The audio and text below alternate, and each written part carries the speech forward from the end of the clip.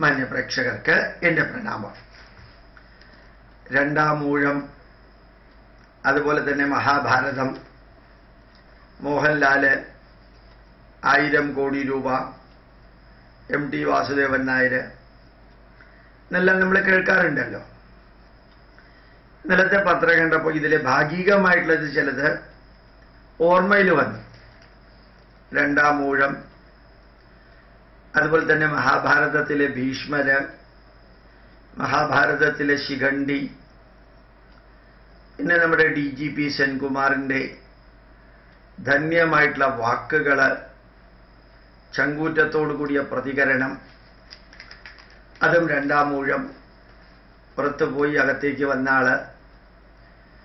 ഇനി ഞാൻ ആ വാർത്ത ഒന്ന് വായിക്കാം.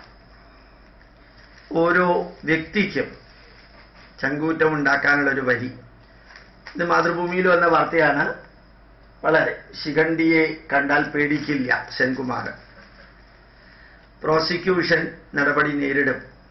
തനിക്കെതിരെയുള്ള പ്രോസിക്യൂഷൻ അനുമതി നേരിടുമെന്ന് സംസ്ഥാന പോലീസ് മേധാവി TP സെൻകുമാർ. ശിഖണ്ഡിയെ കണ്ടാൽ പേടിക്കുന്ന ആളല്ല ഞാൻ. ഭീഷ്മരെ പോലെ ആയുധം താഴെ വയ്ക്കുന്ന ആളുമല്ല. ഇവിടെയാണ് മഹാഭാരതത്തിന്റെ പ്രയോഗം. ഭീഷ്മര് ചെയ്തത് എന്തുകൊണ്ട് ചെയ്തു എന്നല്ല, ഭീഷ്മർ ആയുധം താഴെ വെച്ചില്ലേ എന്നൊരു മുസ്ലിമോ ഒരു DYFI കാരനോ ചോദിച്ചാല് ഉടനെ ഗോപാലകൃഷ്ണന് ഇമെയിൽ അയക്കുക, ഫോൺ ചെയ്യുക, എന്തുകൊണ്ടാണ് ഭീഷ്മർ ആയുധം താഴെ വെച്ചത് എന്ന് ചോദിക്കുന്നതിന് പകരം ഭീഷ്മരെ പോലെ ശിഖണ്ഡിയെ കാണുമ്പോൾ ഞാൻ ആയുധം താഴെ വെക്കില്ല. അവിടെ ഭീഷ്മരുടെ അനുഭവം കൊടുത്തിരിക്കുന്നത് നിങ്ങൾ അവിടെ ഭീഷ്മർ ചെയ്ത മാതിരി ചെയ്യരുതെന്നോ, അല്ല അതേ ചെയ്യാൻ സാധിക്കുള്ളൂ എങ്കിൽ അത് ചെയ്യണം, നിങ്ങൾക്ക് ഏതാണോ സാധിക്കുക അത് ചെയ്യാം. ശിഖണ്ഡി മുമ്പിൽ വരുമ്പോൾ ആയുധം താഴെ വെക്കണമെന്നാണ് നിങ്ങൾക്ക് തോന്നണമെങ്കിൽ നിങ്ങൾക്ക് താഴെ വെക്കാം.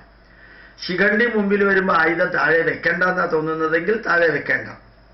ഇവിടെ രണ്ടാം ഊഴത്തില് അതിഗംഭീരനായിട്ടുള്ള DGP ശ്രീ TP സെൻകുമാർ പറഞ്ഞത്, ഭീഷ്മരെ പോലെ ശിഖണ്ഡിയെ കാണുമ്പോൾ ഞാൻ ആയുധം താഴെ വെക്കില്ല.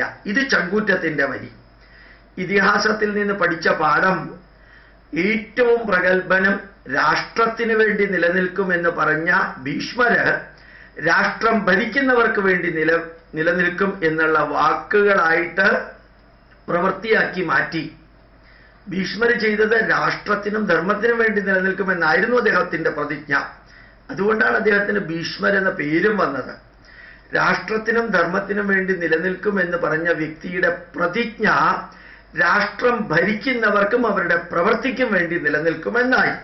അതുകൊണ്ടാണ് കോൺഗ്രസ്സുകാർക്ക് ഇറ്റലിക്കാരിയുടെ കാല് കഴുകേണ്ടി വന്നതും മന്ദബുദ്ധിയായിട്ടുള്ള മകന്റെ പുറകെ നടക്കേണ്ടി വന്നതും എല്ലാം സംഭവിച്ചത് രാഷ്ട്രത്തിന് വേണ്ടി നിലനിൽക്കുമെന്ന പ്രതിജ്ഞ മാറ്റി രാഷ്ട്രം ഭരിക്കുന്നവർക്ക് വേണ്ടി നിലനിൽക്കുമെന്നാക്കിയതാണ് സംഭവിച്ചത്.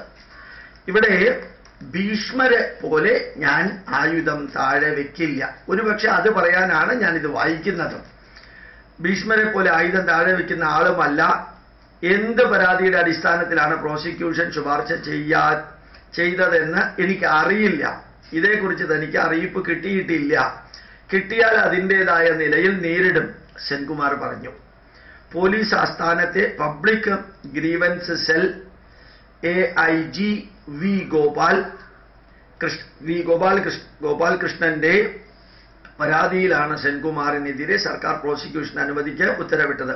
പോലീസ് ട്രെയിനിങ് കോളേജ് പ്രിൻസിപ്പൽ ആയിരുന്നിരിക്കെ അധിക്ഷേപപരമായിട്ടുള്ള പരാമർശങ്ങൾ നടത്തിയെന്ന പരാതിയിലാണ് സെൻകുമാറിനെ പ്രോസിക്യൂട്ട് ചെയ്യാൻ സർക്കാർ അനുമതി നൽകിയത്. സെൻകുമാറും ഗോപാലകൃഷ്ണനും തമ്മിൽ വർഷങ്ങളായി പോരാടുകയാണ്. സെൻകുമാറിന് നിയമ നടപടിക്ക് അനുമതി തരണമെന്ന് ആവശ്യപ്പെട്ട് 2006 മുതൽ ഗോപാലകൃഷ്ണൻ സർക്കാരിനെ സമീപിക്കുകയാണ്. അനുമതി നൽകിയില്ല. 2012 വീണ്ടും അപേക്ഷ നൽകി. ഇതിനും അന്നത്തെ സർക്കാർ അംഗീകാരം നൽകിയിരുന്നില്ല. ഈ പരാതിയാണ് ഇപ്പോഴും പ്രോസിക്യൂഷൻ അനുമതി നൽകാൻ സർക്കാർ ഉപയോഗിച്ചത്. ഏതായാലും ഇഷ്ടമില്ലാത്ത അച്ചി തൊട്ടതെല്ലാം കുറ്റം എന്നുള്ള വഴിയിലേക്കുള്ള എക്സ്പ്ലനേഷനിലേക്കൊന്നും പോകുന്നില്ല. ഓരോ ഹിന്ദുവിനും, ഹിന്ദു സംഘടനയ്ക്കും, ക്ഷേത്രങ്ങൾക്കും, ഈ നാടിന്റെ സംസ്കാരത്തിനും രാഷ്ട്രത്തിനും വേണ്ടി പ്രവർത്തിക്കുന്നവർക്കും അഭിമുഖീകരിക്കേണ്ടി വരുന്ന, അനുഭവിക്കേണ്ടി വരുന്ന പ്രശ്നങ്ങൾ ഈ വരികളിൽ ചങ്കൂറ്റത്തോടു കൂടി ഒരു ഭീരു ഒരിക്കലേ മരിക്കുന്നുള്ളൂ, ധീരൻ. ഒരു ഭീരു പല പ്രാവശ്യം മരിക്കും, ധീരൻ ഒരിക്കലേ മരിക്കുന്നുള്ളൂ. ഇത് ഷേക്സ്പിയറുടെ വരികളിലുമുണ്ട്, അതുപോലെ ജോർജ് ബെർണാഡ് ഷായുടെ വരികളിലുമുണ്ട്. The coward dies many times when as the courageous man, the bold dies only once. നല്ല ധീരൻ ഒരിക്കലേ മരിക്കുള്ളൂ. ഇനി ആ ധീരനായാലും ഏതായാലും ശാരീരികമായിട്ടുള്ള മരണം എല്ലാവർക്കും ഉള്ളതാണ്. പിന്നെ പേരിലും പ്രസിദ്ധിയിലും നിലനിൽപ്പിലുമുള്ള മരണമാണ് പല പ്രാവശ്യമുള്ളത് ഭീരുവിന്. ധീരൻ ഒരിക്കലേ മരണമുള്ളൂ എന്നുള്ള ആ വരി ഹൈന്ദവ ജനത ശിരസ വഹിക്കട്ടെ.